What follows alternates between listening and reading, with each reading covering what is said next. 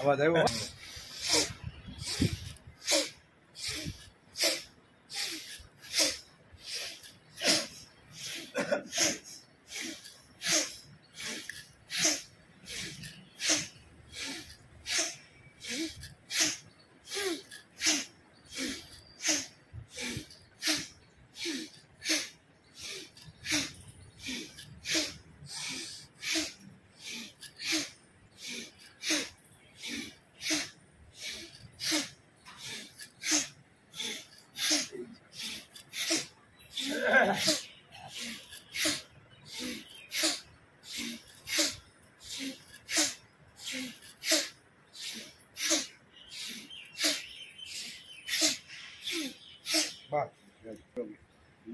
એટલે હારો લેવા જાય ને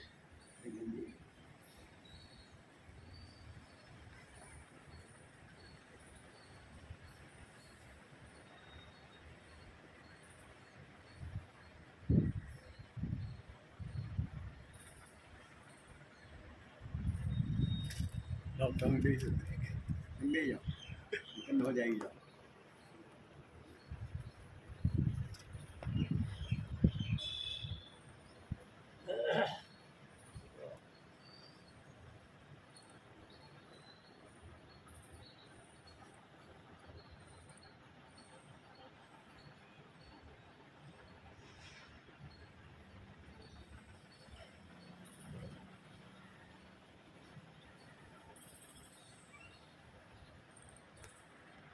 इंद्रियाणि मनसा यस्त्विन्द्रियाणि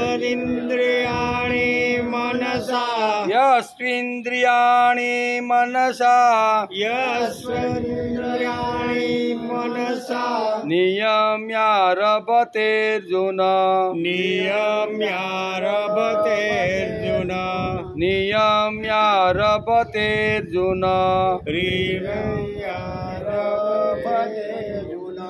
यस्तीन्द्रियाणि मनसा नियम्यारभतेऽर्जुन यस्त्विन्द्रियाणि मनसा नियम्यारभतेऽर्जुन यस्त्विन्द्रियाणि मनसा नियम्यारभतेऽर्जुन यस्त्विन्द्रियाणि मनसा नियम्यारभतेऽर्जुन कर्मेन्द्रिये कर्मयोगः कर्मेन्द्रिये कर्मयोगः कर्मेन्द्रिये कर्मयोगः कर्मेन्द्रिये कर्मयोगः असक्तः स विशिष्यते असक्तः स विशिष्यते असक्तः स विशिष्यते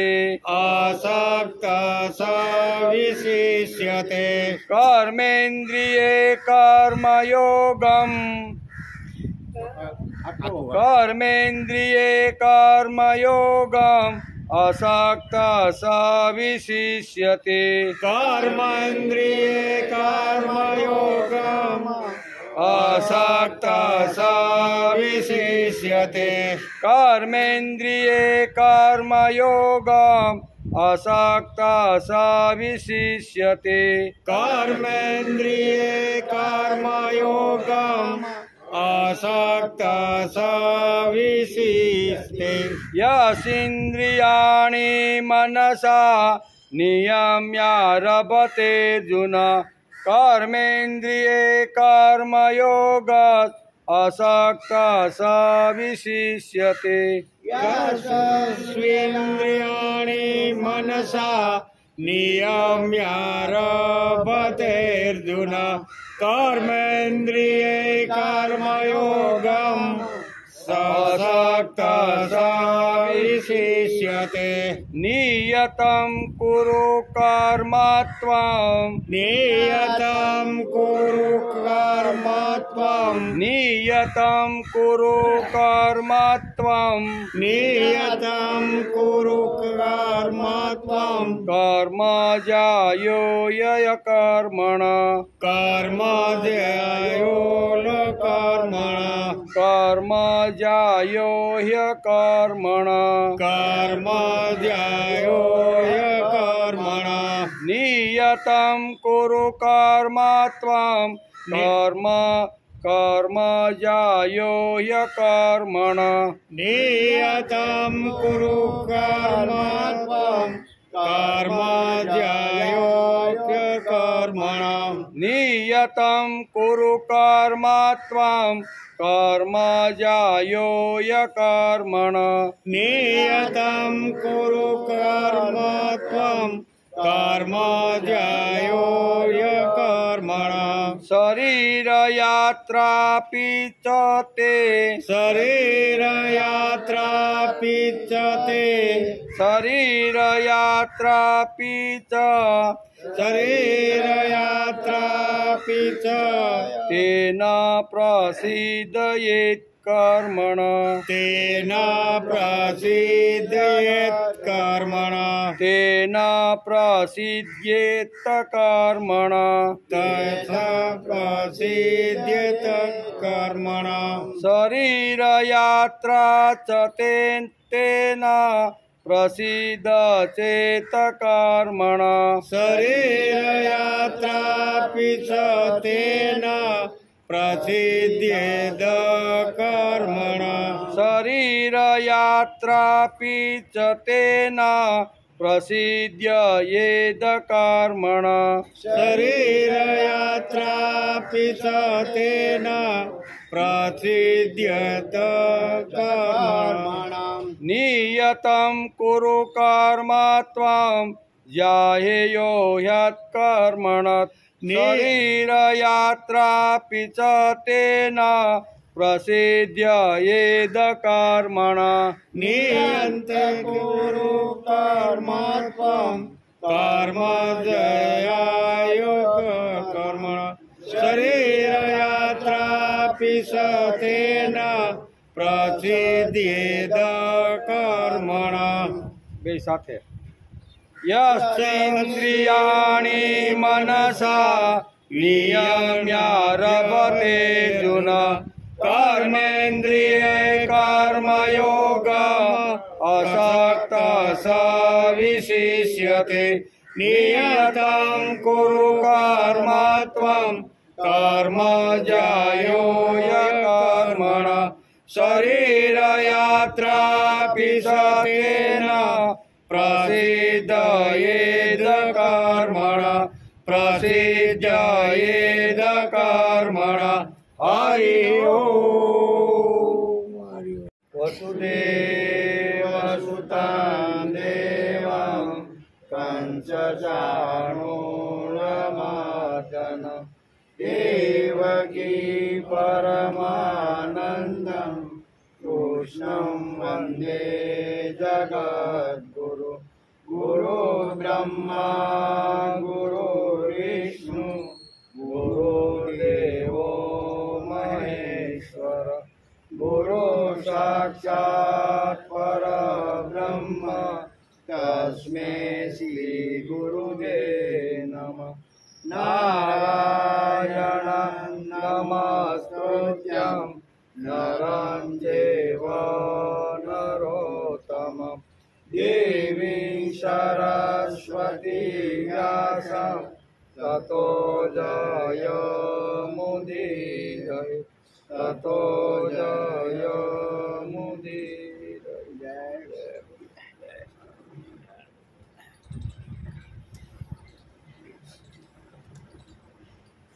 યસ્ત્વિન્દ્રિયાણિ મનસા નિયમ્યારભતે જુન કર્મેન્દ્રિયે કર્મયોગાસ અસક્ત સ વિશિષ્યતે. આજે શ્રીમદ ભગવદ્ ગીતા ચિંતન શરૂ થયું એનો 156મો દિવસ. સોમવારે આપણે શ્રીમદ ભગવદ્ ગીતાના 3જા અધ્યાયના 6ઠા શ્લોકને નમસ્કાર કર્યા. ગઈકાલે આવ્યા હતા પણ વરસાદ ચાલુ હતો એટલે સંખ્યા નંબર 6 હતી એટલે પછી 10:30 વાગ્યા સુધી ભાવગીત ને સ્તોત્ર ને બધું બોલ્યા. 10:30 વાગ્યા ઉતરી તો યાદ બરોબર ને વરસાદ કે અમારું કામ એમ. એટલે આ આપણે સોમવારે આપણે 3જા અધ્યાયના 6ઠા શ્લોકને આપણે નમસ્કાર કર્યા હતા.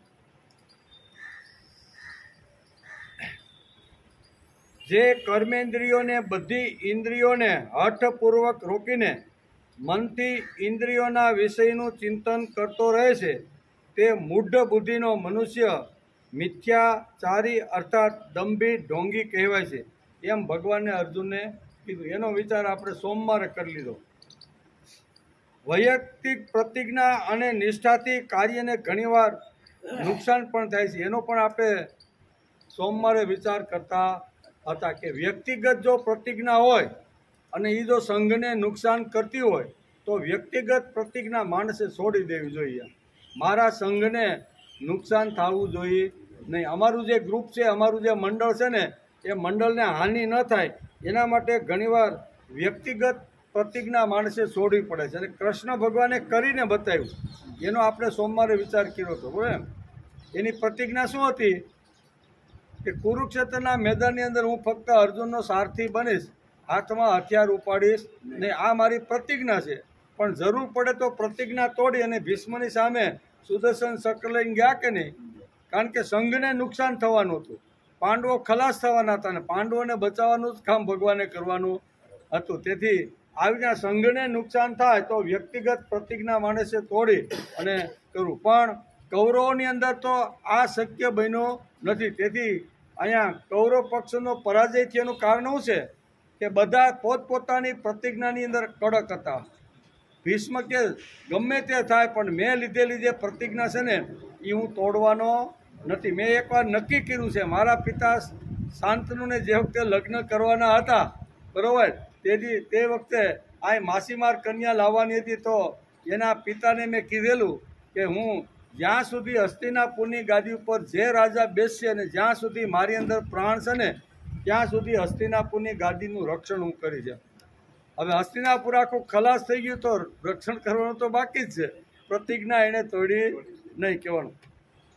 એટલે કે વૈયક્તિક પ્રતિજ્ઞા અને નિષ્ઠાથી કાર્યને હાનિ થાય તો કાર્ય રક્ષણ આગળ વ્યક્તિ નિષ્ઠા પ્રતિજ્ઞાને બિલકુલ મહત્વ ના આપો એમ શ્રીમદ ભગવદ્ ગીતા આપણે સમજાવે છે. ભગવાને પોતાની પ્રતિજ્ઞા તોડી. આની વિરુદ્ધમાં દ્રોણ, ભીષ્મ અને કર્ણ પોતાની વ્યક્તિગત ભૂમિકા સાચવવા ગયા. પરિણામે મહાભારતના યુદ્ધમાં કૌરવનો પરાજય થઈ ગયો. તેણે પોતપોતાની પ્રતિજ્ઞા સાચવવા ગયા. પિતામહ ભીષ્મ જે વખતે યુદ્ધના મેદાનમાં હતા એ વખતે કર્ણ કહેતો કે જ્યાં સુધી પિતામહ મેદાનમાં છે ને ત્યાં સુધી હું યુદ્ધ કરવા આવીશ નહીં બરાબર. પિતામહ ભીષ્મ પણ એમ જ કહેતા કે તારે મને જો સરસેનાપતિ બનાવવાનો હોય ને તો હું જ્યાં સુધી યુદ્ધના મેદાનમાં હોય ત્યાં સુધી કર્ણ યુદ્ધ ભૂમિમાં આવવો જોઈએ નહીં. દ્રોણાચાર્ય એમ કહેતા હતા કે મને તો મારા પુત્ર પ્રત્યે આત્યંતિક રાગ અને પ્રેમ છે, એના માટે જ હું લડું છું અને એ આ જગતમાંથી વયો જાય તો મારે લડવાનું શું કારણ? એટલે અહીં ખોટે ખોટો પણ ભીમને એક હાથીને મરાવીને આ બધું કર્યું અને એ વખતે એને નક્કી થઈ ગયું કે મારો અસ્વસ્થામાં મરાયો છે. એટલે પ્રતિજ્ઞા જે હતી ને એ એને જાળવી રાખી અને હથિયાર હેઠા મૂકી દીધા. અને અંતે એનું કહેવાનો હતો કે કર્ણ છે, ભીષ્મ છે અને દ્રોણાચાર્ય છે એ બધાએ પોતપોતાની પ્રતિજ્ઞા ટકાવવા આખા સંઘને ખલાસ કરી નાખ્યો. આ બાજુ પાંડવોને જ્યારે જ્યારે જરૂર પડે ને ત્યારે ભગવાને કીધું તોય તારી પ્રતિજ્ઞા.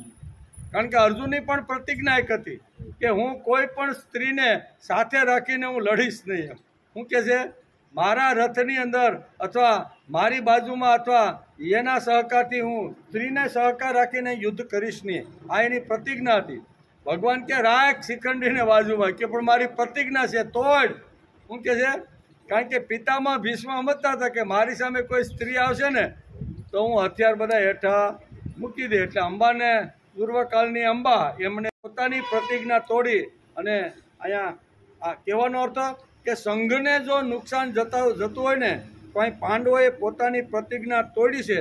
અને ન તોડે તો ભગવાને બળજબરીથી ધર્મરાજ જેવાને પણ કીધું બોલ ખોટું. એ કે પણ અત્યાર સુધી જિંદગીમાં બોલ્યો એ કે તારે જીવવું હોય ને પાંડવોને બચાવવાના હોય, પરસેવો છૂટી ગયો ભગવાનને. નરોવા કુંજરોવા યુધિષ્ઠિરને કહેવડાતા પરસેવો ભગવાનને છૂટી ગયો, એવું મહાભારતમાં લખ્યું. પણ કહેવાનો અર્થ સંઘને નુકસાન જાય તો માણસે પોતાની વ્યક્તિગત જે વાત છે ને એ છોડી દેવાનો પ્રયત્ન કરવો જોઈએ. કર્ણ કહે જ્યાં સુધી દ્રોણ મેદાનમાં અને ભીષ્મ મેદાનમાં પર લડતા હશે ત્યાં સુધી યુદ્ધ કરવા હું જઈશ નહીં, હું મેદાનમાં આવીશ નહીં. આમ સૌ પોતપોતાની પ્રતિજ્ઞા સાચવવા ગયા અને તેમાં તેનો પક્ષ હારી ગયો, ખતમ થઈ ગયો અને ખલાસ થઈ ગયો. તેથી ભગવાન શ્રી કૃષ્ણ આપણને એ જ પાઠ આપી જાય છે કે વ્યક્તિના મતાંતર સાંસ્કૃતિક કાર્યમાં, ભક્તિ માર્ગના યજ્ઞ કાર્યમાં જો અવરોધ હોય, પોતાના વ્યક્તિગત જો કાંઈ અહમ છે, કાંઈ જે કાંઈ અભિમાન છે તો એને પણ ઓગાળવાનો માણસે પ્રયત્ન કરી દેવો. ભગવાન બહુ સરસ રીતે આ સમજાવે. તેથી ભગવાન શ્રી કૃષ્ણ આપણને એ જ પાઠ સમજાવી રહ્યા છે કે વ્યક્તિના મતાંતર સાંસ્કૃતિક કાર્યમાં, ભગવત કાર્યમાં, યજ્ઞ કાર્યમાં જો અવરોધરૂપ બનતા હોય તો તેમને બિલકુલ કિંમત ન આપો. ભગવાનના કાર્યની અંદર વ્યક્તિગત આવી રીતની કંઈ વાત હોય તો એને બહુ મહત્ત્વ આપવાનું નહીં. આપણે પણ સતત જોતા રહ્યા છીએ કે આપણા વિચારો કાર્યને બાધારૂપ તો બનતા નથી ને.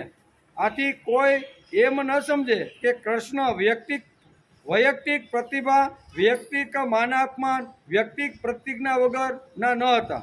આવી સમજવાની આપણે ભૂલ કરવાની નથી. વ્યક્તિગત પ્રતિજ્ઞા તો હતી પણ સંઘને જો નુકસાન થાય તો વ્યક્તિગત પ્રતિજ્ઞા તોડવા માટે વારંવાર તૈયાર થઈ જતા હતા.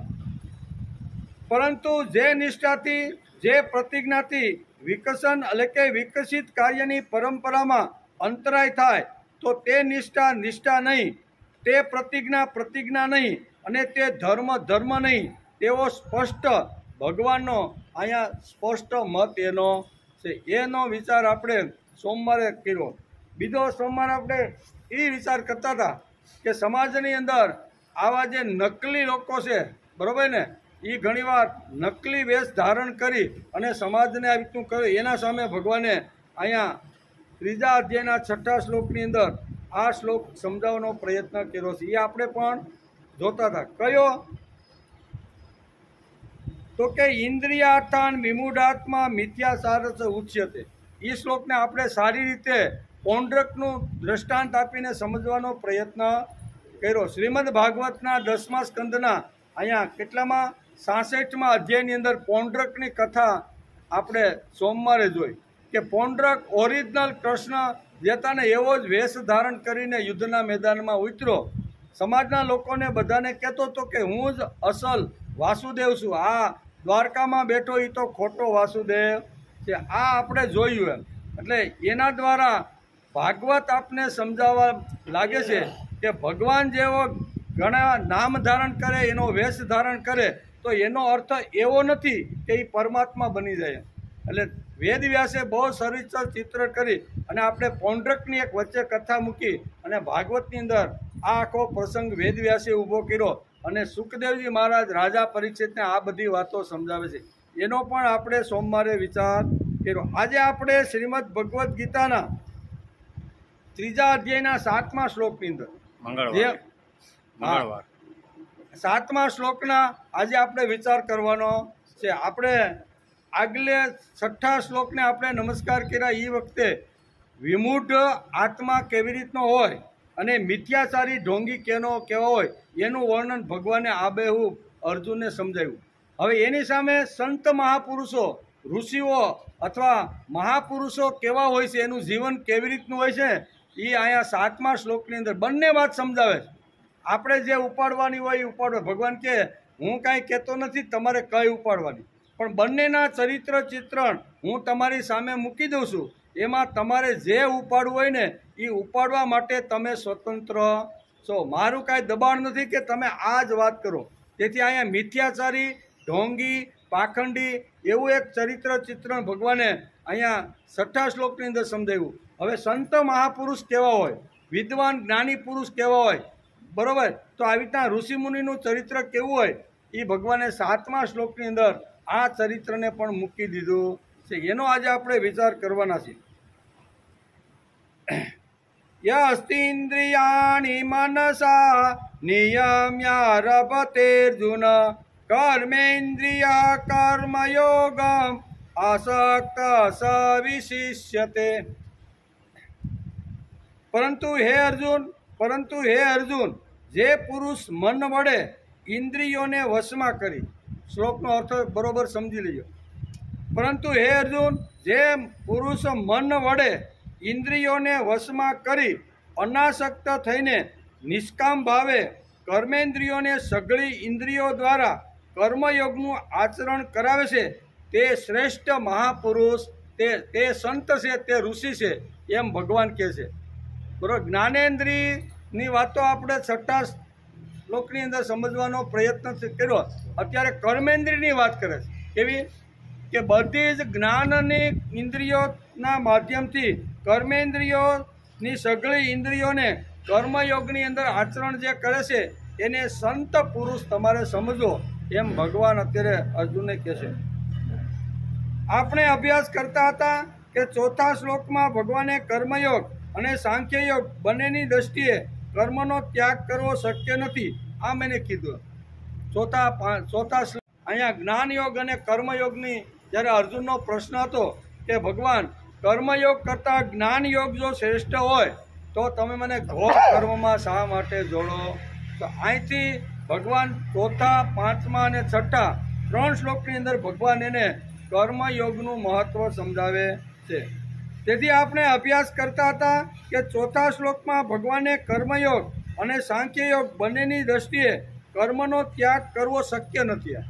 કર્મનો ત્યાગ કરવો શક્ય નથી, કારણ કે કર્મ કર્યા વગર કોઈ મનુષ્ય રહી જ શકવાનો નથી. ઊંઘતો હોય, ચાલતો હોય, બોલતો હોય, ખાતો હોય, પણ કર્મ કરવાની ક્રિયા તો એની એ કરે કે ન કરે, પણ કર્મ ક્રિયા તો બધી ચાલુ જ હોય છે.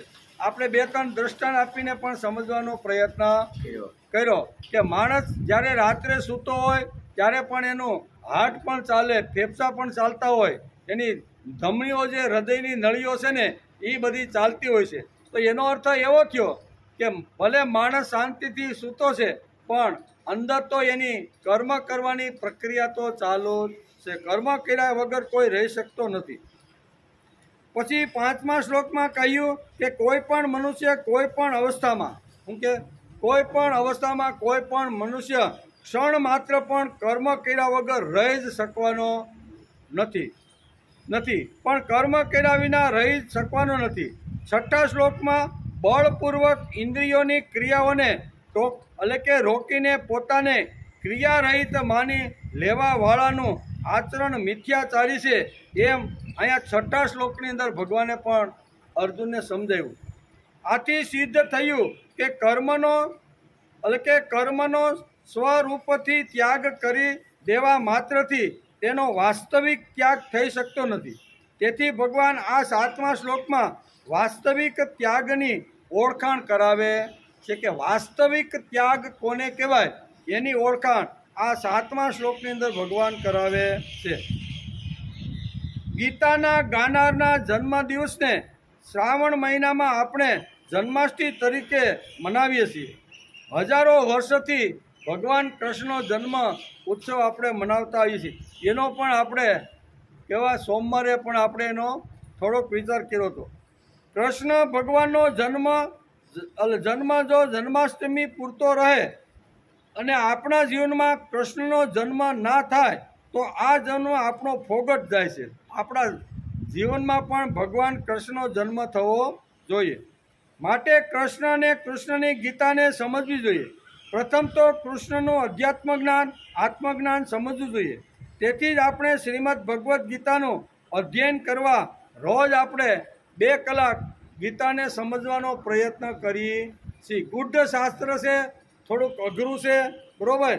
તત્વજ્ઞાન પણ બહુ હાર્ડ કરી નાખેવું છે, પણ એને હળવું કરીને આપણે એને સમજવાનો પ્રયત્ન કરીએ છીએ. એમ કે જે દેહાભિમાની નથી, આત્મજ્ઞાની છે, તેવા લોકોએ કર્તવ્ય ત્યાગ કરેલ છે.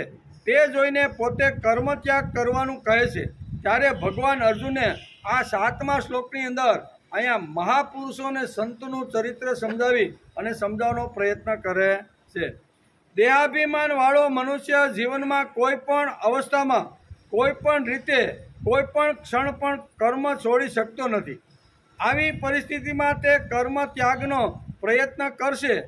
તો 6થા શ્લોકમાં ભગવાને કહ્યું કે માત્ર કર્મેન્દ્રિયોને બળપૂર્વક રોકી રાખીને, મનને ફરતું રાખીને, મનને ભટકતું રાખીને ફરવાવાળો વ્યક્તિ મિથ્યાચારી અને દંભી માણસ છે. બહાર ઇન્દ્રિયોનો કંટ્રોલ કરે, સંયમિત કરી શકે, પણ અંદર તો આ વિષયોની અંદર જેનું મન ભમતું રહેલું છે એની વાત ભગવાને અહીંયા 6થા શ્લોકની અંદર કરી. દુનિયાને બતાવે છે કે હું કર્મનો ત્યાગ કરી શકું છું. અંદરનું મન તો વિષયોમાં રમતું ફરતું હોય છે. આ મિથ્યાચારી ઢોંગી છે. બહુ સ્પષ્ટ ભાષામાં કૃષ્ણ વંદે જગતગુરુ કહે છે. જગતે જેની વાતને માન્ય કરી છે એવા ભગવાન શ્રી કૃષ્ણ શ્રીમદ ભગવદ્ ગીતાની અંદર અહીંયા કહે છે કે મનને તો અંદર આવી રીતનું ફરતું રાખે છે અને બહાર તો ઇન્દ્રિયો આવી રીતની ફરે છે. એમ કે તેથી બહુ સ્પષ્ટ ભાષામાં કૃષ્ણ વંદે જગતગુરુ આપણે કહીએ છીએ. જગતને જેની વાતને માન્ય રાખવું જોઈએ. આજ સુધી ગીતામાં કહેલા સિદ્ધાંતો ને જગતમાંથી ખંડન કરવા વાળો કોઈ આજ સુધી જન્મો નથી. ખંડન કરવા જે લોકો ગયા છે એ લોકોનો આજે પત્તો જડતો નથી. તેથી એટલા સનાતન સત્ય સિદ્ધાંતો ભગવાને ગીતાના 3જા અધ્યાયમાં બતાવ્યા છે. તેને આપણે સમજવાનો પ્રયત્ન કરીએ છીએ. વિષય થોડોક અઘરો છે, થોડોક હાર્ડ છે, પણ હળવી ભાષાની અંદર આ શ્લોકને આપણે સમજવાનો પ્રયત્ન કરીએ છીએ. આ જગત ગુરુ આપણને કહે છે કે માનવ માત્ર કર્મ કર્યા વગર ક્ષણ માત્ર રહી શકશે નહીં. પછી 7મા શ્લોકમાં કહે છે કે હે અર્જુન, જે પુરુષ મન વડે ઇન્દ્રિયોને વશમાં રાખે છે, મન વડે ઇન્દ્રિયોને વશમાં રાખે છે, મનને નિયમમાં રાખે છે, મનના સંયમમાં રાખે છે અને મનથી ઇન્દ્રિયોને નિયમન કરે છે. મન ને અહીંયા મુખ્ય આ શ્લોકની અંદર પ્રાધાન્ય આપેલું છે. જે પુરુષ પોતાની ઇન્દ્રિયોને મનથી સંયમમાં રાખીને કર્મેન્દ્રિયોને કર્મયોગ કરવા પ્રેરે છે તે શ્રેષ્ઠ છે, તે મહાપુરુષ છે, તેને સંત કહેવામાં આવે છે. એમ કે કોણ? તો કે જે પુરુષ પોતાની ઇન્દ્રિયોને મનથી સંયમમાં રાખે. આગલા શ્લોકમાં હું કીધું હતું કે ઇન્દ્રિયોને બહારથી કોઈ પણ સંત છે, જે મહાપુરુષ છે, જે જ્ઞાની પુરુષ છે, જે પંડિત અને વિદ્વાન છે ને, એ પોતાના મનને અંદરથી વિષયોને આવી રીતના શું કહેવાય, વિષયોથી વૈરાગ્ય વૃત્તિ ધારણ કરી અને વિષયોને આવી રીતના રાખે છે. જે પુરુષ પોતાની ઇન્દ્રિયોને મનથી સંયમમાં રાખીને કર્મેન્દ્રિયોને કર્મયોગ કરવા પ્રેરે છે તેને શ્રેષ્ઠ અને મહાપુરુષ કહેવામાં આવે છે. ભગવાને આ શ્લોકમાં કર્મેન્દ્રિય કર્મયોગાન અશક્ત સવિશિષ્યતે આમ એક શબ્દ વાપર્યો છે. આ શ્લોકની અંદર એક શબ્દ કેવો વાપર્યો છે? કર્મેન્દ્રિય કર્મયોગ અશક્ત. અશક્ત શબ્દ એક વાપર્યો છે. ભગવાને આ શ્લોકમાં કર્મેન્દ્રિય કર્મયોગાન અશક્ત સવિશિષ્યતે આમાં એક શબ્દ વાપર્યો છે. અશક્ત એટલે અનાસક્ત થઈને નિષ્કામ ભાવે કર્મ કરવું. શું કહેવાય? અશક્ત. નહીંતર એમ થાય જેની પાસે શક્તિ નથી ને એને ઘણીવાર આપણે અશક્ત, એ ભાઈ અશક્ત છે, એમાં કાંઈ બહુ શરીર કામ કરતું પણ અહીંયા જે ભગવાને જે શબ્દ વાપર્યો છે એ કોના માટે છે તો કે અનાસક્ત થઈને નિષ્કામ ભાવે જે કર્મ કરે છે એના માટે ભગવાને ગીતાની અંદર આ 7મા શ્લોકની અંદર અસક્ત શબ્દ વાપર્યો છે. એક શબ્દ છે અનાસક્ત. કેવો? અનાસક્ત એટલે અશક્ત. જે ગીતામાં ભગવાને જે વાપર્યો છે ને એને અશક્ત, એનો પર્યાય શબ્દ છે અનાસક્ત. બીજો એક શબ્દ છે અશક્ત, સકોર્યો સ. ખાલી સનો ફરક છે. જો સનો ફરક થાય તો અર્થનો અનર્થ થઈ જાય. એમાં બહુ સરસ રીતે સમજાવે છે. પહેલામાં સગડીનો સ છે. અશક્ત એટલે કર્મેન્દ્રિયોને વશમાં રાખી અને બધી જ પ્રવૃત્તિ જે કરે છે એ શ્રેષ્ઠ અને મહાપુરુષ છે. બીજો એક શબ્દ છે સકોર્યો સ. સકોર્યો સ એટલે શક્તિ વગરનો, હીન વગરનો, તાકાત વગરનો. આપણે કહીએ એ ભાઈ અશક્ત છે, એમાં કાંઈ શક્તિ. એક સકોર્યો સ છે એ અને એક સગડીનો સ છે. બે સમાં જો ફરક પડે તો બંનેના અર્થો બદલાઈ જાય છે. બહુ સરસ. શ્રીમદ ભગવદ્ ગીતાની અંદર ભગવાને એક પણ કાનો માત્ર વધારે ઓછો કે એક શબ્દ આડા આવડો મૂક્યો નથી. જ્યાં જે શબ્દની જે રીતની જરૂરિયાત હોય ને એ શબ્દ અહીંયા ભગવાન બોલે છે. નહીતર અહીંયા અશક્ત શબ્દ સકોર્યો સ ઘેર જઈને જોયો, અહીંયા સકોર્યો સ વાપરેલો છે આ શ્લોકની અંદર. એટલે એનો થાય છે અનાસક્ત થઈને નિષ્કામ કર્મ યોગ કરવાવાળો.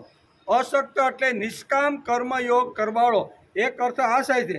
અને બીજો સકોરિયાનો જે સ છે ને એ નિર્બળ થાય છે, શક્તિહીન થાય છે. જેને ધક્કા મારતા પડી જાય, બળવાન નથી, શક્તિ નથી, તાકાત નથી, એના માટે સકોરિયો સ વપરાય છે. એટલે ઘણીવાર આપણે એમ થાય કે આટલા સમમાં શું ફરક પડે? બહુ ફરક પડે. ત્રીજી વાત છે આશક્તિ. આ બધા બહુ નજીકના બધા શબ્દો છે. ત્રીજો એક શબ્દ છે આસક્તિ. આસક્તિ એટલે દ્રઢ રાગ, જેના વગર ચાલે જ નહીં. એને આપણે કહીએ જેના વગર એકદમ આ માણસે આના ઉપર આસક્તિ થઈ ગઈ છે. આપણે કહીએ ને કે રત્નાવલ્લીને વગર અહીંયા તુલસીદાસને હાલે જ નહીં, એટલી આસક્તિને સમજવાનો હોય તો અહીં તુલસીદાસનું દૃષ્ટાંત આપણે આપી શકીએ કે એક પણ મિનિટ રત્નાવલી વગર અહીંયા તુલસીદાસને ચાલે નહીં. એનો અર્થ કે એને રત્નાવલીમાં આસક્તિ લાગેલી હતી. એમાં જ એને બધું જ દેખાતું, સર્વસ્વ એમાં દેખાય. એના માટે આસક્તિ શબ્દ છે. ત્રીજી વાત છે અનાસક્ત. એનો જે પર્યાય છે એને અશક્તિ કહે છે. અને બીજું આસક્ત. આવા અલગ અલગ શબ્દોનો જો આપણે વિચાર કરીએ તો અહીંયા અશક્ત શબ્દ જે ભગવાને વાપર્યો છે એ કોના માટે વાપર્યો છે તો કે અનાસક્ત થઈને નિષ્કામ ભાવે જે કર્મ કરે છે એના માટે આ શબ્દ વપરાયેલો છે. આ શ્લોકમાં ભગવાન અશક્ત શબ્દ વાપરે છે. આ જે અશક્ત છે તે દુનિયામાં શ્રેષ્ઠ છે, તે દુનિયામાં મહાપુરુષ છે, તે દુનિયામાં શ્રેષ્ઠ સંત તરીકેનું એને બિરુદ મળેલ છે. કારણ કે તે અનાસક્ત થઈને નિષ્કામ ભાવે જગતની અંદર કર્મ કરે છે. આ અનાસક્ત વ્યક્તિ કેવી રીતનું હોય એનું 7મા શ્લોકની અંદર ભગવાને વર્ણન કર્યું છે. જેમ 6ઠા શ્લોકમાં મિથ્યાચારી અને મૂઢ આત્મા કેવો હોય છે ને એનું વર્ણન કર્યું. હવે સંત મહાપુરુષ અને આવી રીતના ઋષિઓના ચરિત્ર કેવી રીતના હોય એનું ભગવાન આ શ્લોકની અંદર વર્ણન કરે છે. તેથી આ શ્લોકમાં ભગવાન આસક્ત શબ્દ વાપરે છે. આ જે અશક્ત છે તે દુનિયામાં શ્રેષ્ઠ છે, કારણ કે તે અનાસક્ત થઈને નિષ્કામ ભાવે કર્મ કરે છે. કર્મ કરવાનું પણ કર્મની અંદર એને આસક્તિ રાખતો નથી. નિષ્કામ ભાવે કર્મ કરી અને જેમ તળાવની અંદર કમળનું જે ફૂલ ખીલેલું હોય પણ એને પાણીનો સ્પર્શ થતો નથી, એવી રીતે કર્મ કરે પણ કોઈ પ્રકારના ફળની અહીંયા એને અસર થતી નથી. બીજી વાત છે અશક્ત એટલે દુનિયામાં શ્રેષ્ઠ છે, તેના માટે અહીંયા અશક્ત શબ્દ વાપરવામાં આવ્યો છે. જે કર્મેન્દ્રથી કર્મ કરે છે અને જેનું મન વશમાં છે તેને અશક્ત કહેવામાં આવે છે. બે વાત અહીં કીધી છે કે ઇન્દ્રિયોથી કર્મ કરે છે.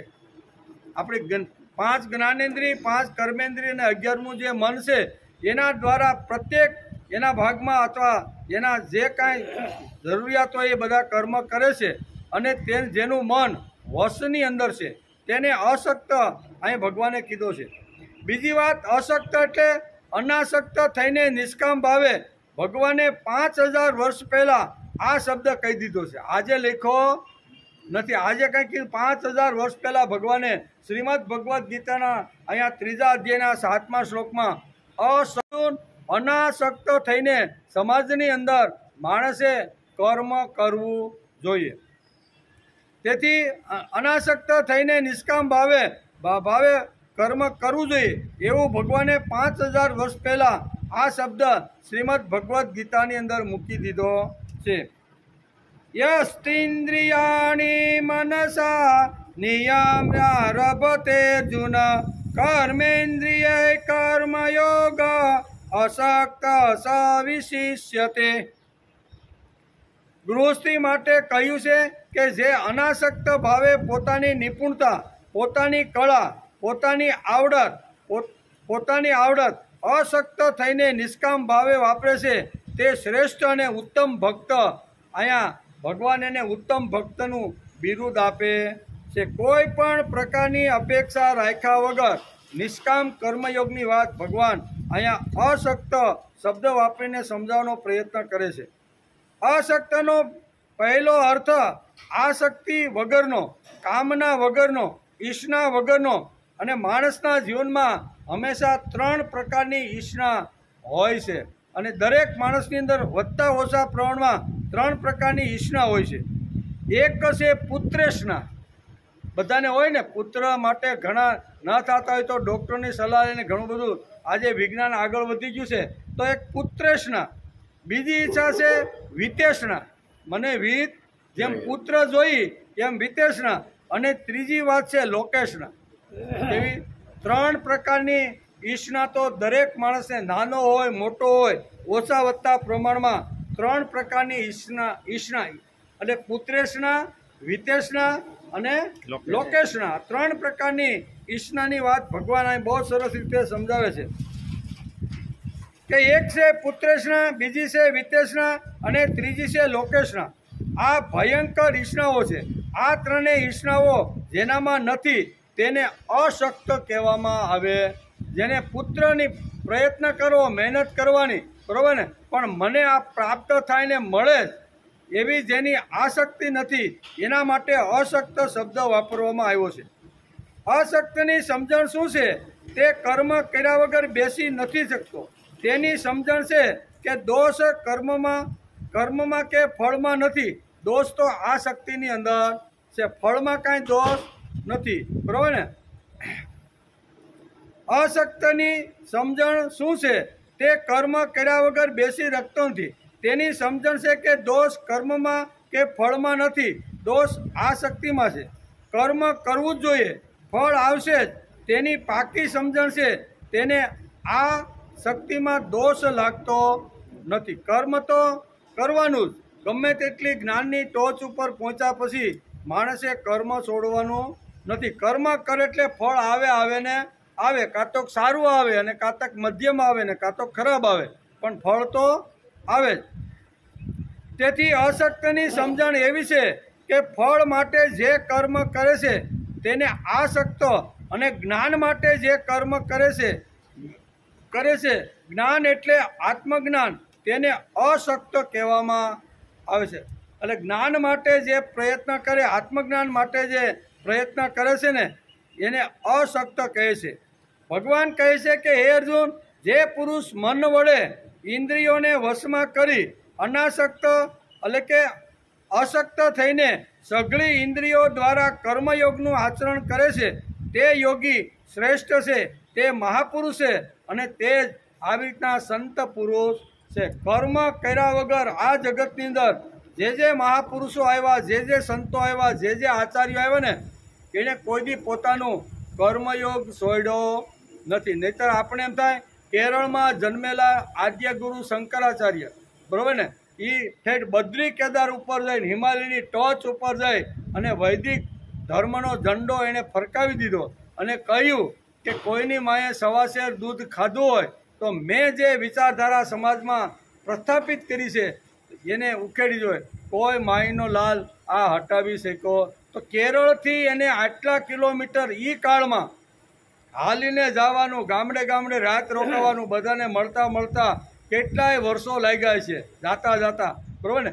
તો એ ફર્યા શા માટે ભાઈ? કર્મયોગ શા માટે કર્યો? નહીતર તો એ ભગવાન શંકરાચાર્ય એવું આપણે બોલી છીએ કેવા હતા તો કે ભગવાનનું જેમને બિરુદ પ્રાપ્ત થયું છે એવા આદ્ય ગુરુ શંકરાચાર્ય પણ કર્મ કર્યા વગર રહેતા જ નથી. તેથી અહીંયા જે અનાસક્ત થઈ અને જે કર્મ કરે છે ને તે જ એક મહાન છે. તેથી અહીં કહે છે કે આત્મજ્ઞાન માટે ઉત્તમ કર્મ કરે છે. કોણ? તો કે કર્મયોગી. તે શ્રેષ્ઠ છે. ફળ આવે ત્યારે અધિકાર છોડી દેશે. એટલે તો આ ચાતુર્માસ આવ્યો. ફળ આવે ત્યારે અધિકાર છોડવાનો. ભગવાનના મંદિરમાં આપણે વારંવાર કહીએ છીએ કે એક ડુંડું લઈને કાર્તક મહિનાની 11ને દિવસે જાય બરોબર ને. ભગવાન જાગે એટલે કે લે ભગવાન તું પણ લે અને હું પણ ખાવ. ત્યારે ભગવાન કહે ભાઈ આ તો તારા પરસેવાનું, તારી કમાણીનું, તારી મહેનતનું ફળ આવે ત્યારે સૂઈ જવાનું અને કામ પોતે કરવાનું. કામની અંદર પાછળ શું કહેવાય, કામ કરવાનું હોય ત્યારે આગળ અને ફળ મળે ત્યારે પાછળ.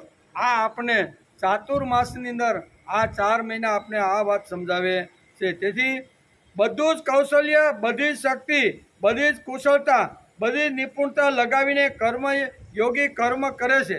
પણ જ્યારે ફળ આવે છે ત્યારે અધિકાર છોડી દે છે. આને કહેવાય અશક્ત. કેવો? બધું જ કરે, જેટલી ભગવાને મન આપ્યું, બુદ્ધિ આપી, ઇન્દ્રિયો આપી, વિત્ત આપ્યું, જેટલી સમજણ આપી એ સમજણથી ભગવાનનું કામ, ભગવાનની આવી રીતની સૃષ્ટિ સુજલામ સુફલામ રહે. એટલા માટે રાત દિવસ જે કર્મયોગી કર્મ કરે છે બરોબર ને. બધી શક્તિ અહીં કીધું ને, બધા જ પ્રકારની શક્તિ કર્મયોગી વાપરે છે. કઈ તો કે બધી જ પ્રકારની ભગવાને મને જે કાંઈ નિપુણતા આપી છે એ આપી છે તે કર્મયોગી કરે છે. પણ જ્યારે ફળ આવે ત્યારે અધિકાર છોડી દે છે અને તેને અનાસક્ત યોગી કહેવામાં આવે છે. એ કર્મયોગી શ્રેષ્ઠ છે, એ કર્મયોગી વિશિષ્ટ છે. આ અદ્વિતીય કર્મયોગી છે અને ભગવાન કહે છે.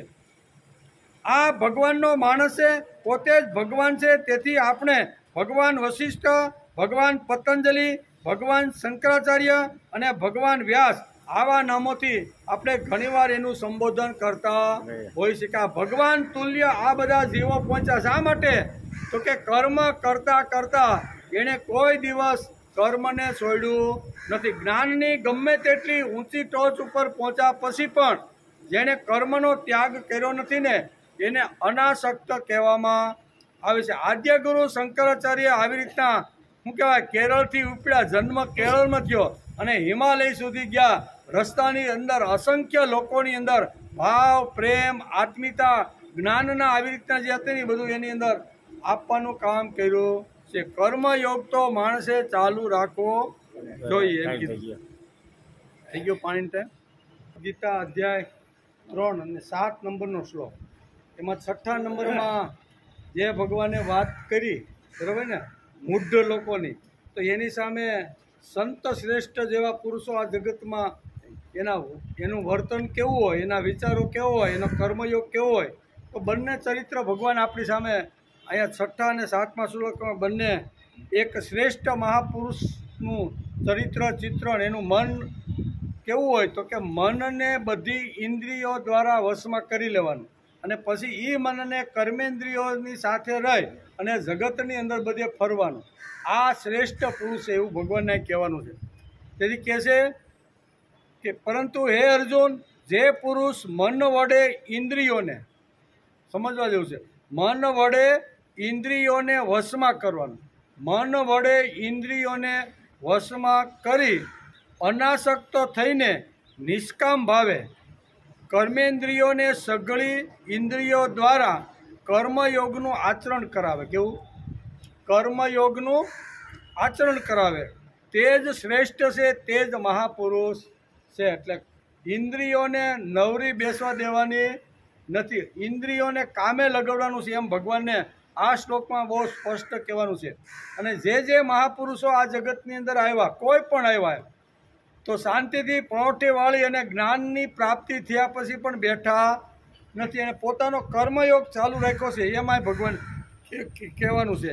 તેથી કર્મયોગનું આચરણ દરેક માણસે કરવું જોઈએ એમ ભગવાન આ શ્લોકની અંદર બહુ સ્પષ્ટ રીતે સમજાવે છે. એટલે મન ઉપર ભાર આપ્યો છે કે મન વડે ઇન્દ્રિયોને વશમાં કરવાની.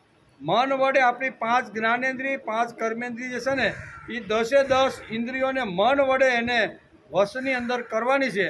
અને 5 જે કર્મેન્દ્રિય છે, મારા હાથ છે, મારા પગ છે, મારી ગુદા છે કે મારો જે કાંઈ 5 આ જે ઇન્દ્રિયો છે વાણી, એને સતત એને કર્મયોગની અંદર જોડી રાખવી જોઈએ. અને જે જ્ઞાન પ્રાપ્ત થયા પછી પોતે કર્મયોગ દ્વારા પોતાની ઇન્દ્રિયોને પ્રભુની અંદર જે જોડે છે ને એને શ્રેષ્ઠ પુરુષ, એને મહાત્મા કહેવામાં આવે છે. હવે આમાં ક્યાં કાંઈ કપડાની વાત આવી?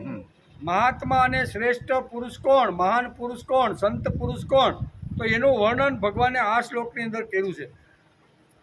તેથી વશિષ્ઠ અને અરુંધતીએ પોતાનું બધું કૌશલ્ય, પોતાની બધી જ કળા, પોતાની બધી નિપુણતા લગાવીને જબરદસ્ત કર્મયોગ કર્યો છે. અહીંયા વશિષ્ઠ અને અરુંધતી ઋષિનું નામ છે. આ વશિષ્ઠ આપણે બધાને ખબર છે કે અહીંયા રામ રાજ્યની અંદર જે પરંપરા આખી બધી જે આવેલી ને એના વશિષ્ઠ એ પરંપરાના હતા એમ છે, બરાબર. તો એ અયોધ્યાની એટલે કે રાજવંશીઓને સુંદર મજાનું માર્ગદર્શન કાયમને માટે વશિષ્ઠની પરંપરાએ આપેલું છે.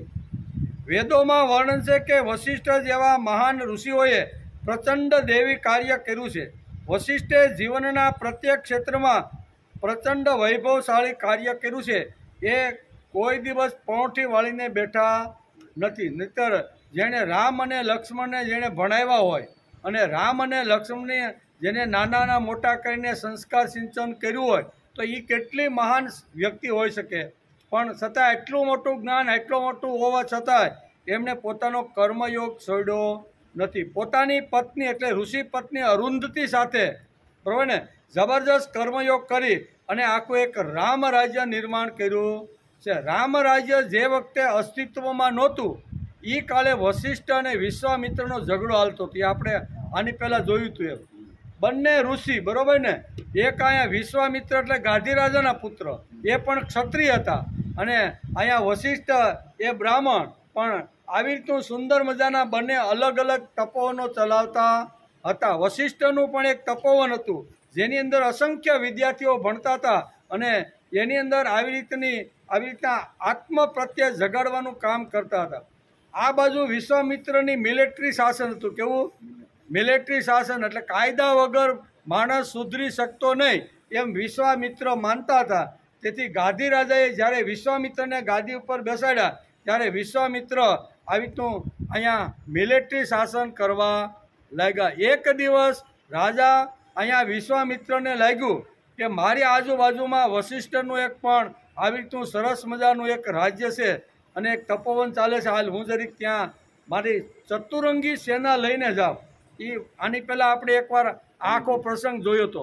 પણ અહીંયા કર્મયોગ કર્યા વગર ગમે તેટલો મહાન જે પુરુષ થઈ ગયો છે ને ઋષિ, એ કર્મયોગ કર્યા વગર રહી શકતા નથી. જે લોકોએ જ્ઞાનની પરાકાષ્ઠ સુધી પહોંચ્યા પછી જેમણે પોતાનો કર્મયોગ ચાલુ રાખ્યો છે ને એના માટે શ્રીમદ ભગવદ્ ગીતા એટલે કે નિષ્કામ કર્મયોગી આવી રીતનો શબ્દ વાપર્યો છે. તેથી વિશ્વામિત્ર આખી ચતુરંગીની સેના લઈ અને વશિષ્ઠના તપોવનમાં આવે છે. વશિષ્ઠ પણ સારી રીતે રાજા છે ભાઈ. આ તો વિશ્વામિત્ર એ રાજા છે એટલે રાજાનું સારી રીતે એ સ્વાગત કરે છે અને બહુ આગ્રહ કહે છે કે ભાઈ તમારે અહીંયા સુધી આવ્યા છો તો 3 દિવસ તમે રોકાવ. અને 3 દિવસ વિશ્વામિત્ર ત્યાં રોકાય છે. અને આટલી મોટી ચતુરંગીની સેના એટલેમાં ઘોડા પણ હોય, હાથી પણ હોય, માણસો પણ હોય, એની સાથે ઘણું લાવ લશ્કર બધું હોય છે. પણ 3 દિવસની અંદર વશિષ્ઠે કોઈને સિંધુ નથી એના આવનાર લોકોને, પણ છતાંય સારી રીતે કામ બધું થઈ ગયું. વાર્તા તો લાંબી છે, આખું ચરિત્ર લાંબુ, પણ કહેવાનો અર્થ. અને 3જે દિવસે જ્યારે વિશ્વામિત્ર જવાની તૈયારી કરે છે ત્યારે વિશ્વામિત્ર વશિષ્ઠને એક પ્રશ્ન કરે છે કે તમે મારી પાસે 3 દિવસ રોકાણા, તમે કોઈ શિષ્યને કે કોઈને આગ્રહ અથવા કોઈને કામ સીંધું નથી. કોઈને તમે એમ કીધું નથી કે આ લોકો આવ્યા છે તો એને ખાવા પીવાની, ઘાસની વ્યવસ્થા કરવાની, રહેવાની છતાંય તમે મારી સાથે 3 દિવસ રહ્યા તો આ બધી વ્યવસ્થા તમે કોઈ દી કોઈને ઓર્ડર આપ્યો નથી, કોઈને તમે સૂચના પણ આપી નથી. તો આ બધું થયું કેવી રીતે? કે તમે તો 3 દિવસ મારી જોડે છો. ત્યારે અહીંયા વશિષ્ઠ કે મારી પાસે કામધેનુ નામની એક ગાય છે. કામધેનુ એટલે સ્વયં શાસિત પ્રજા. કેવી? એ પ્રજાને કોઈ દિવસ કહેવું પડે નહીં. એને ખબર છે કે વશિષ્ઠના તપોરની અંદર રાજા વિશ્વામિત્ર લાવ લશ્કર લઈને આવ્યો છે, એટલે આજુબાજુના ગામડાવાળા બધા જ ત્યાં તપોવનમાં આવી જાય અને જેની જે કલા હતી ને એ બધી 3 દિવસ સુધી વાપરે. વશિષ્ઠને ક્યારેય કોઈને સીંધવું પડતું નથી. આજે પણ ગામડામાં એવું નથી. ખબર પડે કે ભાઈ મોટો ઉત્સવ થવાનો છે, બહુ જરૂર પડે, ટ્રેક્ટર ભાઈને લોકો આવે કે નહીં, ખબર ન પડે પહેલાં વ્યવસ્થા કે શું હાલે છે બધું. તો આ કાળમાં પણ આવી જ હતું. સ્વયં શાસિત સમાજ આખો નિર્માણ કર્યો હતો. અને એવા અરુંધતી અને વશિષ્ઠ ક્યારેય પોઠી વાળીને બેઠા નથી. કહેવાનો કે કામધેનુ એટલે સ્વયં શાસિત સમાજ. પણ વારંવાર વિશ્વામિત્ર સાથે ઝઘડા થયા, કારણ કે વિશ્વામિત્ર આગ્રહ પકડીને બેઠા હતા કે તમારી કામધેનુ મને આપો. વિશ્વામિત્ર કે આ વસ્તુ આપવા જેવી તો નથી, એને તો ઊભી કરવી પડે, એની અંદર પ્રાણપૂરી અને આ સંસ્કારો નિર્માણ કરવા પડે, ત્યારે આવો એક સમાજ ઊભો થાય. અને બંનેનો ઝઘડો લાંબા કાળ સુધી આવે છે, વારંવાર આવે છે. વશિષ્ઠના જે બધા માણસો હોય છે એને મારી હટાવે, ઘણું બધું થયું. એમ પછી વશિષ્ઠને એમ થયું કે ખરેખર આ રાજ્ય તો રાજવંશની અંદર જ, રઘુવંશની અંદર જ મારે આપવું જોઈએ. ને પછી બધું રઘુવંશને બધું આપે છે અને વશિષ્ઠ એના કુલગુરુ બની અને માર્ગદર્શન આપે છે. કહેવાનો અર્થ કે આટલી મોટી તાકાત, આટલી મોટી શક્તિ, આટલું મોટું જ્ઞાનની પરાકાષ્ઠા હોવા છતાં વશિષ્ઠ કોઈ દિવસ પગ વાળીને બેઠા નથી. એટલે કે પ્રચંડ વૈભવશાળી કાર્ય અહીંયા વશિષ્ઠે કર્યું છે. સમાજશાસ્ત્ર હોય, રાજકારણ હોય, તત્વજ્ઞાન હોય, અધ્યાત્મ વગેરે બધા ક્ષેત્રોમાં વશિષ્ઠે એક જબરજસ્ત કામ કર્યું છે. વશિષ્ઠ એ એક મહાન શક્તિ છે. ઘણા લોકો એમને ઓળખતા પણ નહીં હોય. એ ખાલી રાજગોર હતા એવું છે, પણ રાજગોર ખાલી હતા નહીં. બધો આખા અયોધ્યાની આજુબાજુને અયોધ્યાને વળાંક આપવા માટે જબરજસ્ત વશિષ્ઠ અને અરુંધતીએ કામ કર્યું છે. અયોધ્યાનું રાજ્ય વશિષ્ઠનું હતું અને પછી વિશ્વામિત્રના ઝઘડા પછી આ રાજ્ય ઈક્ષ્વાકુ વંશના રાજાઓને સોંપ્યું છે. એવું વર્ણન આપણા શાસ્ત્રોની અંદર વારંવાર કે ઝઘડા થાય અને વિશ્વામિત્ર વારંવાર લાવ લશ્કર આવીને ખેદાન મેદાન બધું કરી જાય, એના કરતાં આ ઈક્ષ્વાકુ વંશના જે ક્ષત્રિયો છે એ ક્ષત્રિયોને મારે આ રાજ્ય આપી દેવું જોઈએ. ત્યારથી એને રાજ્ય સોંપી અને પછી અહીં કહે છે વર્ષોના પ્રયોગ પછી તેમને લાગ્યું કે સ્વયં શાસિત સમાજ કરતાં નિયંત્રિત રાજસત્તા વધુ શ્રેષ્ઠ છે. તેથી તેમણે નિયંત્રિત રાજસત્તા નિર્માણ કરી અને તેથી જ રામ રાજ્યનું સર્જન થયું. નકર રામ રાજ્યનું સર્જન થાય નહીં એટલું સરસ મજાનું કામ એમણે કરેલું છે.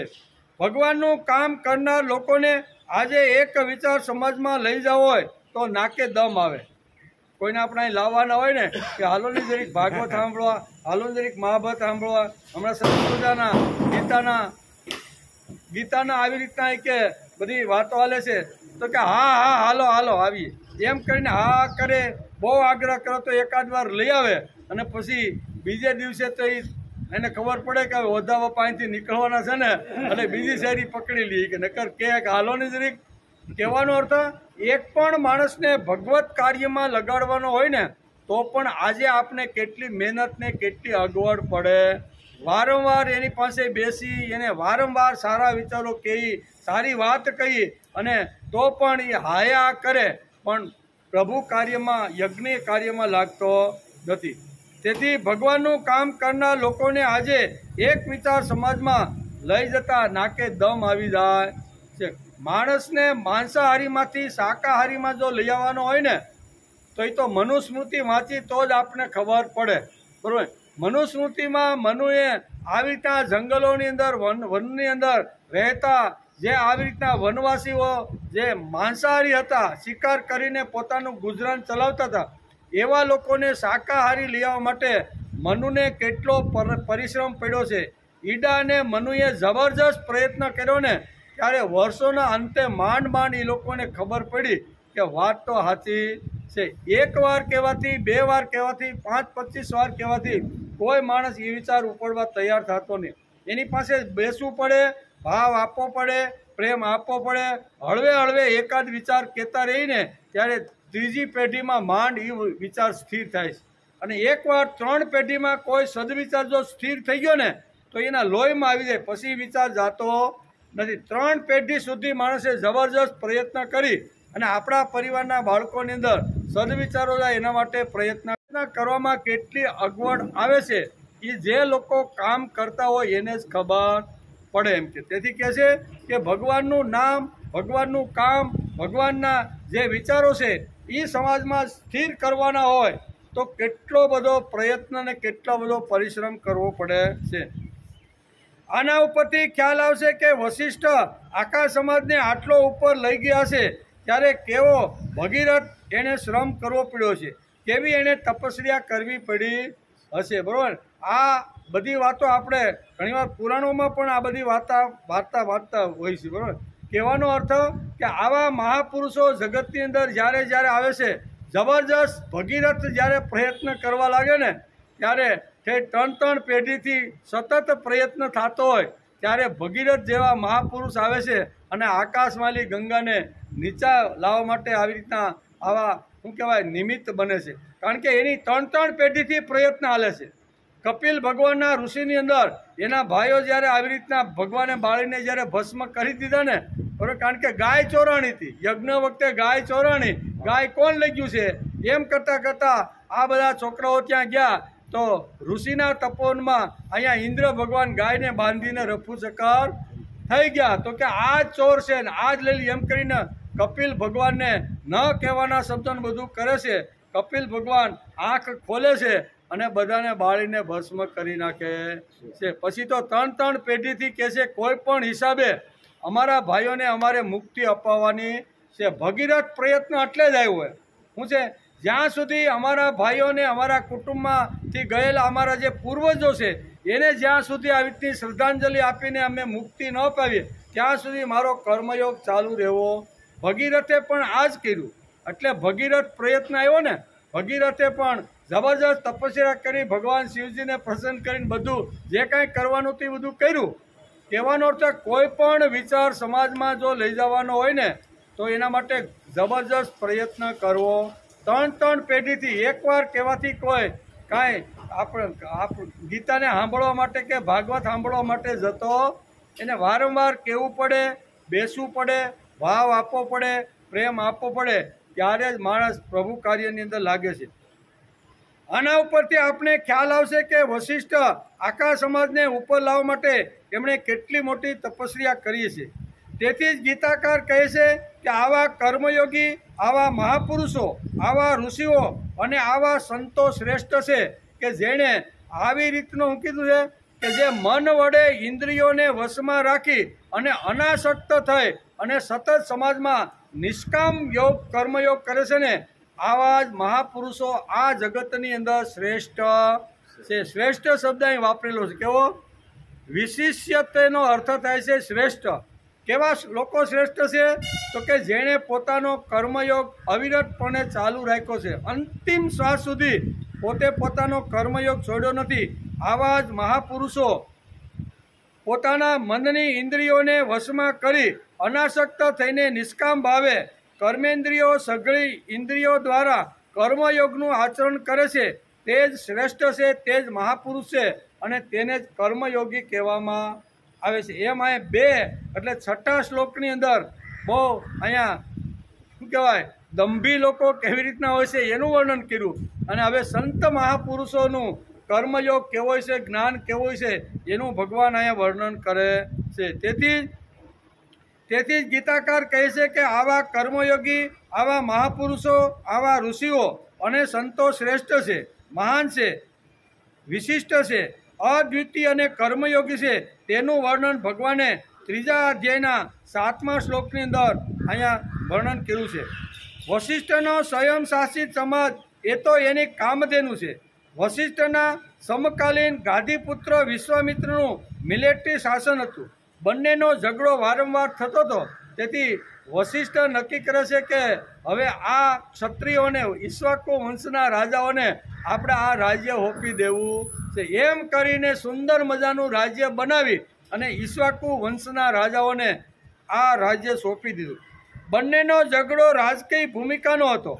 મૂળભૂત સિદ્ધાંત એ હતો કે પોલીસ હોય, શાસન હોય તો જ માણસ સજ્જન અને સીધો દોર રહી શકે. પોલીસ ન હોય તો રસ્તા ઉપર આપણે ગમે ત્યાં હાલવાની આપણને છૂટ છે. એટલે બંનેનો અહીંયા ઝઘડો કેનો હતો? તો વશિષ્ઠ એમ કહેતા હતા કે કાયદા વગર, કોઈ પણ નિયમ કર્યા વગર માણસ સમાજમાં સીધો હાલી શકે છે એવો સમાજ વશિષ્ઠે ઊભો કર્યો હતો. અને વિશ્વામિત્ર એવું માનતા હતા કે કાયદા વગર અને મિલિટરીના શાસન વગર સમાજ કોઈ દિવસ સીધો હાલવાનો.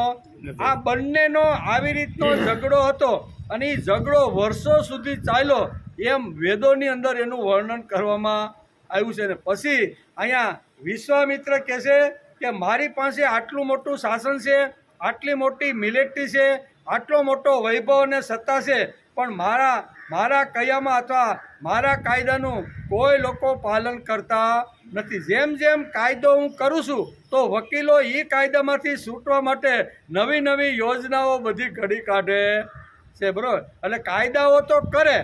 જૂના કાળમાં એક કાયદો હતો કે બહુ જો કોઈ ઘણા બધા ગુનાઓ કર્યા હોય અને પછી જજ એને ફાંસીની સજા આપે અને પછી કે આ તારીખે એને ફાંસીની સજા આપવામાં આવશે. જેને ફાંસી મળવાની છે એણે પણ પોતાનો એક વકીલ નિમણૂક કરેલો હોય છે. એટલે વિચાર કરે છે કે મારા અસીલને આ ફાંસીના ડાળિયામાંથી કેવી રીતનો છોડાવો. ફાંસી તો અહીંયા આપવાનું નક્કી થઈ ગયું છે અને જે દિવસે ફાંસી આપવાની હતી તો કાયદામાં લખ્યું હતું કે દોરડું ગળામાં નાખવાનું. એટલે આ ફાંસીનો નિયમ છે એવો કાયદાની અંદર એક કોલમ લખેલી હતી. અને જે ફાંસી ઉપર લટકાવવાનો હતો એ વખતે બધી તૈયારી થઈ ગઈ. કોર્ટની અંદરથી બધા જે કાંઈ માણસો હતા, એના જે કાંઈ અધિકારીઓ તો બધા હતા અને અસીલને ત્યાં લાવવામાં આવ્યો અને દોરડું ગળામાં નાખ્યું અને હેન્ડલ પાડવાની તૈયારી કરે છે ને ત્યાં એનો વકીલ બોલી ઉભે છે, ભાઈ થોભી જ આવી કે આ કાયદામાં લખ્યું છે કે એકવાર ગળામાં દોરડું આવી જાય એટલે એને ફાંસી આપી દીધી કે એટલે હવે મારા અસીલને તમે ઉતારી લ્યો. એ બચી ગયો અને પછી આકે આપણે કાયદો તો કર્યો હતો, રાજે બરોબર કાયદો તો કર્યો હતો, પછી કાયદામાં સુધારો કરવામાં આવ્યો. એ જ કાયદામાં સુધારો કરી અને બીજી એક કોલમ ઉમેરવામાં આવી કે જ્યાં સુધી જેને ફાંસી આપવામાં આવે છે એના ગળામાં ગાળીઓ નાખે અને જ્યાં સુધી એનો પ્રાણ ન જાય ત્યાં સુધી એને લટકાવી રાખો. આ કલમ ઉમેર્યું. નકર ખાલી ગાળીઓ ગળામાં નાખી દીધો એટલે કે ભાઈ ઉભા રહ્યો ભાઈ, આ બધું પૂરું થઈ ગયું. તમારો નિયમ એવો હતો કે એકવાર ગળામાં ગાળીઓ નાખી ગયો એટલે એને ફાંસી મળી ગઈ કે એટલે આ છૂટી ગયો. એટલે કહેવાનો અર્થ કાયદાઓ તો ઘણા થાય પણ છૂટવા માટે પણ વકીલો આમ તેમ બધું કરતા હોય છે. અહીંયા વિશ્વામિત્ર કહે છે વશિષ્ઠને કે મેં એટલા મોટા કાયદા કર્યા છે પણ કાયદાનું કોઈ પાલન કરતું. કાયદો કાંઈ કહેતો હોય તો બીજા કાંઈ કલમો કરી અને માણસને છોડાવવાનો પ્રયત્ન કરે છે. આવા અનેક વર્ષો સુધી બંનેના ઝઘડાઓ હાલ્યા.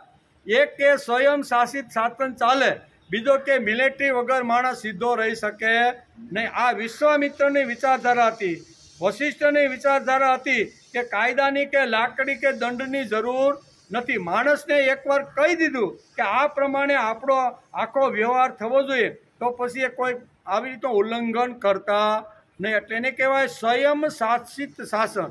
એ અયોધ્યાની આજુબાજુનું જે આખું જે રાષ્ટ્ર હતું ને એ વશિષ્ઠે આવી રીતનું આખું ઊભું કર્યું. પણ વારંવાર વિશ્વામિત્ર સાથે ઝઘડો થાય, વારંવાર લાવ લશ્કર લઈને આવે, આખા આશ્રમને અને રાજ્યને તોડી ફોડી એના માણસો બધું નાખે અને ઘણું બધું નુકસાન સહન કરવું પડતું હતું. ત્યારે કે હું તો બ્રાહ્મણ, આવું એક શાસન તો ઊભું કર્યું પણ હવે ક્ષત્રિય વગર આ શાસન સંભાળવું શક્ય નથી. તેથી અહીંયા વશિષ્ઠ ઈક્ષ્વાકુ વંશના એ કાળના જે કાંઈ રાજાઓ હતા ને એને આખું શાસન સંભાળવા માટે આપી દીધું. એટલે વશિષ્ઠ અને અરુંધતીએ કેટલો મોટો કર્મયોગ કર્યો છે એ આ પ્રસંગ ઉપરથી આપણે ખબર પડે. આજે અરુંધતીનો તારો બતાવવામાં આવે છે.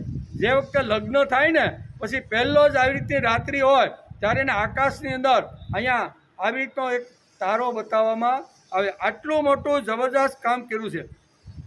વશિષ્ઠે આખા સમાજનું દેવત્વ જાગૃત કર્યું હતું. તે માટે તેમણે કેટલી મહેનત કરી હશે.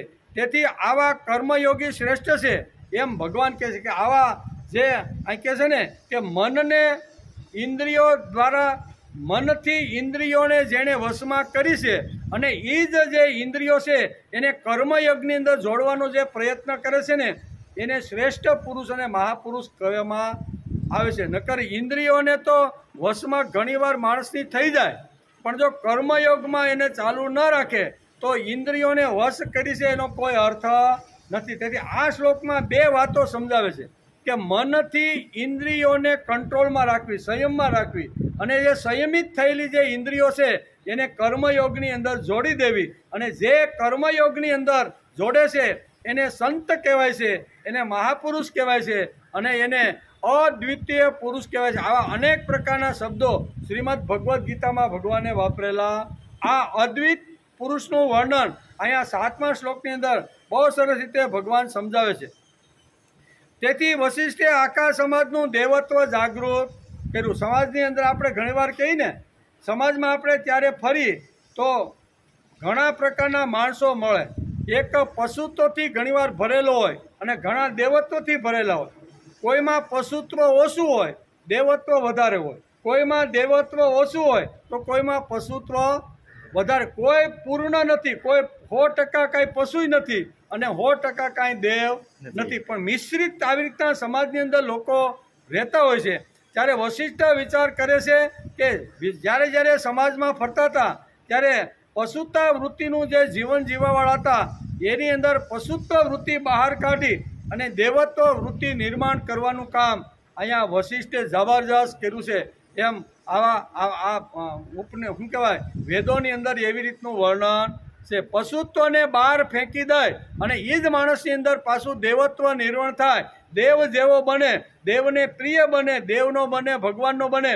એના માટે વશિષ્ઠે જબરજસ્ત કર્મયોગ કર્યો છે. તેથી મનથી બધી ઇન્દ્રિયોને સંયમિત કરવાની અને સંયમિત થયેલી જે ઇન્દ્રિયો છે એને કર્મયોગની અંદર જોડવાની, અને કર્મયોગની અંદર જે જોડે છે એને શ્રેષ્ઠ પુરુષ અને મહાપુરુષ કહેવામાં આવે છે. નકર ખાલી જોડે જ નહીં, ઇન્દ્રિયોને કંટ્રોલમાં રાખે બધી પ્રકારની, પણ એને કર્મયોગની અંદર જો આ ઇન્દ્રિયોને જોડીને હાથ છે, પગ છે, વાણી છે, કાન છે, જે કાંઈ આપણે ભગવાને ઇન્દ્રિયો આપી છે એને કર્મયોગની અંદર ન જોડે તો એનો કોઈ અર્થ નથી. તેથી ભગવાને આ શ્લોકની અંદર આ બે વાતો કરી છે. કઈ વાત? તો કે મન વડે ઇન્દ્રિયોને વશમાં કરવાની. કેવું? મન વડે ઇન્દ્રિયોને વશમાં કરવાની અને અનાસક્ત થઈને નિષ્કામ ભાવે આ કર્મેન્દ્રિયોને કર્મયોગની અંદર જોડવાની. આટલું આ શ્લોકની અંદર ભગવાને સ્પષ્ટ કીધું છે. અને કર્મયોગની અંદર જે પુરુષ આ ઇન્દ્રિયોને જોડવાનો પ્રયત્ન કરે છે અને એ પ્રમાણે વર્તન જે કરે છે, આચરણ શબ્દ વાપર્યો. કેવો?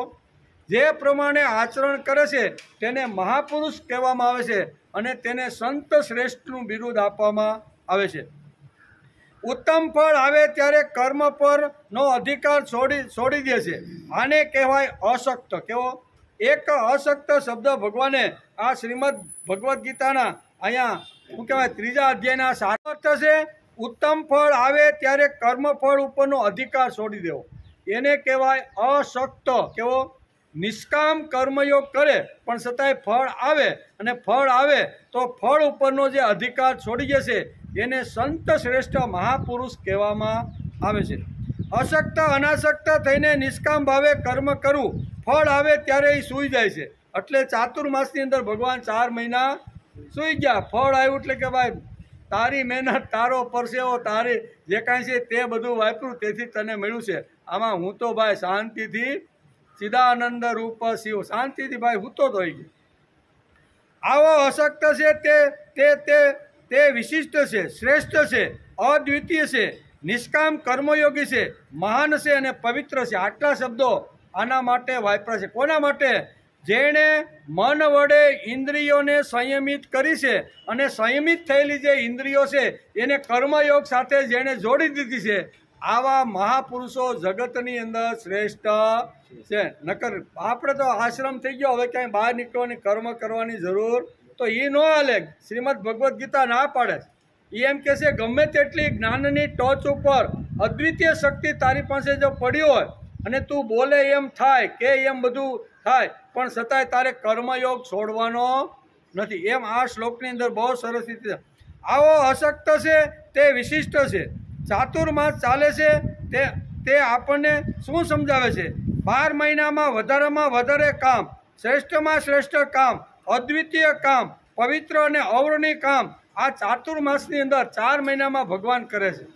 કારણ કે વરસાદ જ મહત્વનો છે. 4 મહિનાની અંદર વરસાદ પડે એટલે 8 મહિના સુધીનું અનાજ, 8 મહિના સુધી આપણે ટનટનાટી જીવી શકીએ એટલા માટે પાણીની પણ વ્યવસ્થા આ 4 મહિનાની અંદર કરે છે. તેથી ભગવાન 4 મહિનાની અંદર જબરજસ્ત કામ કરે છે, પણ ભગવાન તો કે ભાઈ હું તો હુઈ ગયો હતો, આ કામ બધું તારું થઈ ગયું. તેથી અહીં કહે છે, ભગવાન કહે છે કે હું તો સૂઈ ગયો હતો. એટલે કે અશક્તની માણસે આદત પાડવી જોઈએ. ભગવાને જેમ અશક્તની આદત પાડી છે, કર્મનું જ્યારે ફળ આવે ત્યારે હુઈ જવાનું અને કામ કરવાનું આવે ત્યારે માણસે આગળ જવાનું, આ આદત માણસે પાડવી જોઈએ. અનાસક્ત થઈને નિષ્કામ કર્મયોગ દ્વારા કર્મયોગનું આચરણ કરે છે તે શ્રેષ્ઠ છે, તે જ દિવ્ય છે અને તે જ પવિત્ર અને તે જ આ મહાપુરુષ છે. એમ ભગવાને આ શ્લોકની અંદર જેમ 6થા શ્લોકમાં મૂઢ લોકોનું વર્ણન કર્યું છે, પાખંડી લોકોનું જેમ વર્ણન કર્યું છે, એમ સંત શ્રેષ્ઠનું વર્ણન ભગવાને આ 7મા શ્લોકમાં કર્યું છે. 4 મહિનામાં શ્રેષ્ઠ ફળ આવવાનું છે ત્યારે ભગવાન સૂઈ જાય છે. આને જ કહેવાય અશક્ત, આને જ કહેવાય ચાતુર્માસ. ફળ ઉપરનો અધિકાર ભગવાન છોડી દે છે. અહીંયા જે ગીતાનો ગાનાર કૃષ્ણ વંદે જગતગુરુ, જેની હજારો વર્ષોથી આપણે જન્માષ્ટમી ઉજવીએ છીએ, તેને સમજવાનો આપણે પ્રયત્ન કરવો જોઈએ. કારણ કે ભગવાનનો જન્મ આપણા હૃદયમાં થાય તો જ સાચી જન્માષ્ટમી આપણે ઉજવી કહેવાય. આ શ્લોકમાં ભગવાન પોતે અનાસક્ત થઈને નિષ્કામ કર્મયોગ કરે છે એવું આ શ્લોકમાં સમજાવે છે. શ્રેષ્ઠ કર્મ કરે છે, સારામાં સારી રીતે કર્મ કરે છે, ઉત્તમ કર્મ કરે છે.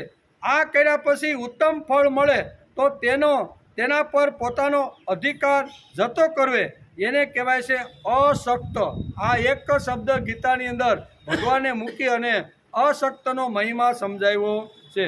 પરંતુ હે અર્જુન, જે પુરુષ મન વડે ઇન્દ્રિયોને વશમાં કરી અનાસક્ત થઈને નિષ્કામ ભાવે કર્મેન્દ્રિયો સઘળી ઇન્દ્રિયો દ્વારા કર્મયોગનું આચરણ કરે છે તે જ શ્રેષ્ઠ છે, શ્રેષ્ઠ મહાપુરુષ છે, તે જ કર્મયોગી છે અને તે જ જ્ઞાની અને વિદ્વાન અને પંડિત, તે જ માણસ છે.